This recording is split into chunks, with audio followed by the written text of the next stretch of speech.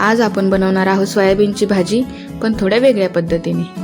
चला तर सोयाबीनची भाजी बनवायला घेऊया. सोयाबीनच्या भाजीसाठी लागणारे साहित्य: सोयाबीन, दही, शिमला मिरची, कोथिंबीर, आलं लसूण पेस्ट, कांदा, टोमॅटोची पेस्ट आणि लिंबू.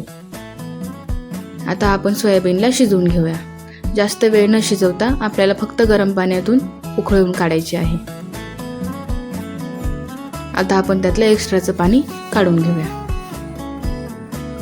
आता आपण त्यातलं पाणी काढून घेतलेलं आहे. आपण त्याच्यामध्ये दही ॲड करूया, थोडी हळद, गरम मसाला, शिमला मिरची, थोडी कोथिंबीर, आलं लसूण पेस्ट आणि थोडं धना व जिरे पेस्ट. आता आपण त्याच्यामध्ये चवीनुसार मीठ ॲड करूया. हे सगळं आपल्याला व्यवस्थित हलवून घ्यायचं आहे व 10 ते 15 मिनिटं आपल्याला तसंच झाकून ठेवायचं आहे. त्याच्यामध्ये आपण थोडंसं लिंबू टाकून घेऊया. हे सर्व आपण झाकून ठेवून मुरतंय तोपर्यंत आपण भाजीला फोडणी द्यायला घेऊया. आपण एका कढईमध्ये तेल गरम करून घेतलेलं आहे. त्याच्यामध्ये जिरी आणि मोहरी टाकून घेऊया. लगेच त्याच्यामध्ये आलं लसूण टाकून घेऊया. व्यवस्थित भाजून घ्यायचं आहे. ते व्यवस्थित भाजले की लगेच आपण त्याच्यामध्ये कांदा ॲड करून तो पण लालसर भाजून घेऊया.